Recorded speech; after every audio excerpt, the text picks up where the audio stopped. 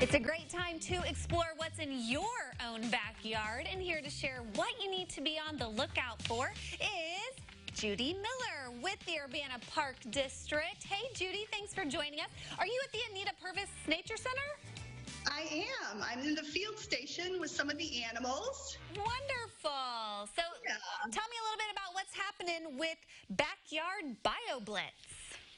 Well, first, let me tell you what a BioBlitz is. Oh, absolutely. It's kind of like a competition and an exploration. And we had one back in the fall where we had scientists inventory all the animals and plants they could find in Busey Woods.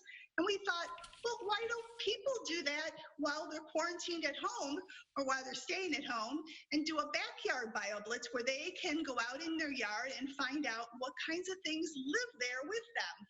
Well, yeah, because lots of flowers are starting to spring up and trees are starting to be in bloom. So you have separate categories of things to be looking for each week in the month of May.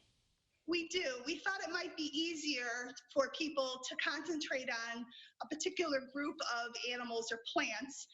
They can record anything at any time, but last week we were mainly looking at plants. This week we're doing birds, and next week we'll be invertebrates and bugs and all those things that crawl around and tiny things in your yard. And then for our final week, we'll be doing mammals and reptiles and amphibians. You know, I'm going to tell you, I hope I don't find many reptiles in my backyard.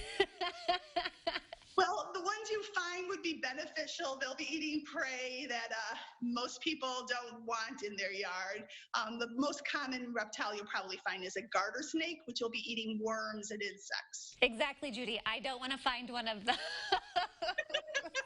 So I will not be looking extra hard for that animal. Let's talk a little bit about how it works, because I think you've got something to show us.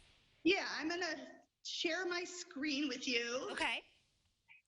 And open up the app we're going to be using. Let's see if I can find it. Okay.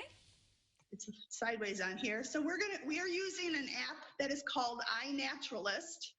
And here it opened up onto all my observations. I was doing some work yesterday from our home. We put up a lot of new bird feeders and had lots of birds at our bird feeder. And so in the little corner, down in the right corner, there's a plus sign. I'm going to poke on it and I'm going to take a picture of an animal. Of course, he just moved away. So here I am at one of our pages. See if I can get it to focus on him. Come on, let's get closer. What are we looking at? There he is. Ooh. Okay, so I'm going to take a picture of him, and it's going to ask me if that's the picture I want. So I hit OK. Now, let's pretend I don't know what that is. Okay.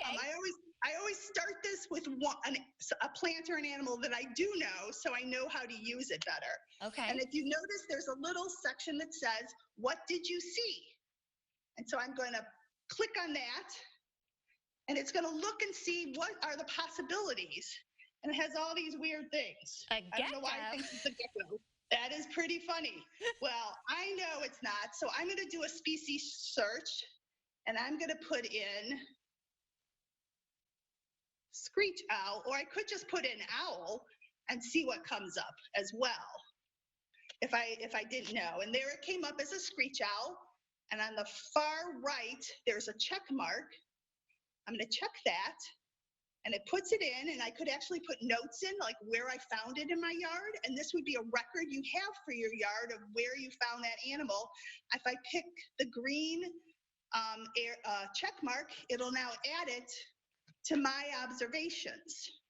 Now, to be part of the BioBlitz, up in the left corner where the three lines are, if I push on there, it comes up with projects.